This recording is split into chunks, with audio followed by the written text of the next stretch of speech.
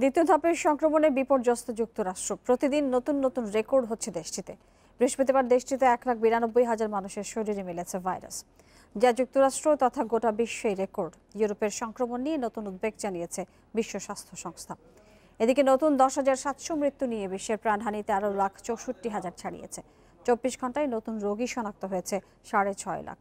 এ নিয়ে বিশ্বে মোট সংক্রমিতের সংখ্যা 5,72,00,000। যুক্তরাষ্ট্রে দ্বিতীয় ধাপের সংক্রমণ শুরুর পর থেকে সর্বোচ্চ মৃত্যু হয়েছে গত 24 ঘন্টায়। প্রাণ গেছে 2,000-এর বেশি মানুষের, যা 7 মের পর সর্বোচ্চ।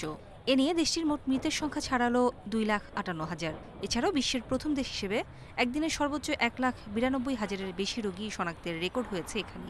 বর্তমানে যুক্তরাষ্ট্রের মোট সংক্রমিত সংখ্যা 1,20,00,000-এর বেশি। সংক্রমণ রুখতে লস অ্যাঞ্জেলেস ও ক্যালিফোর্নিয়ায় জারি করা হয়েছে রাত্রিকালীন কারফিউ।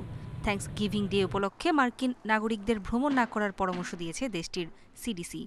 এছাড়াও ফাইজার ও মডার্নার ভ্যাকসিনের কার্যকারিতা নিয়ে আশা ব্যক্ত করেছেন মার্কিন শীর্ষ সংক্রামক রোগ বিশেষজ্ঞ অ্যান্থনি ফাউচি।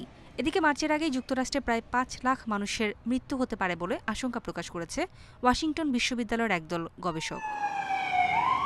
ভারতে মোট আক্রান্তের সংখ্যা 90 লাখ ছাড়ালো। 24 ঘন্টায় দেশটিতে প্রাণ গেছে 558 জনের। এ নিয়ে ভারতের মোট প্রাণহানি দাঁড়ালো 1,32,000-এর বেশি। এদিকে রাজধানী দিল্লিতে মোট সংক্রমিতের সংখ্যা 5 লাখ ছাড়িয়েছে। এ পর্যন্ত শহরটিতে প্রাণ গেছে 8,000-এর বেশি মানুষের। এ অবস্থায় নতুন বিধিনিষেধের পাশাপাশি মাস্ক না পরলে জরিমানার ব্যবস্থা করেছে কেজরিওয়াল সরকার। মেক্সিকোতে মৃতের সংখ্যা 1 লাখ ছাড়িয়েছে। দেশটিতে নতুন করে প্রাণ গেছে 576 জনের। নতুন 4,500 রোগী নিয়ে মোট আক্রান্ত 10,19,000-এর বেশি। পাশের দেশ ব্রাজিলে প্রাণহানি হয়েছে 644 জনের। জাপানেও 24 ঘন্টায় দেশটির সর্বোচ্চ সংক্রমণের রেকর্ড হয়েছে। ভাইরাস মিলেছে 2100-র বেশি মানুষের দেহে। নতুন আরও 9 জনের মৃত্যু নিয়ে দেশটির মোট প্রাণহানি 2,000-এর কাছাকাছি। তবে এখনও দেশটিতে জরুরি অবস্থা জারি করার মতো পরিস্থিতি তৈরি হয়নি বলে জানিয়েছে সরকার। তৃতীয় ধাপের সংক্রমণ মোকাবেলায় কঠোর পদক্ষেপের কথা ভাবছে সাউথ কোরিয়া সরকার। এদিকে করোনা ট্রেসিং নিয়ে জটিলতা নিরসন করে সাউথ অস্ট্রেলিয়ায় 6 দিনের লকডাউন তুলে নেওয়ার কথা জানিয়েছে স্বাস্থ্য বিভাগ।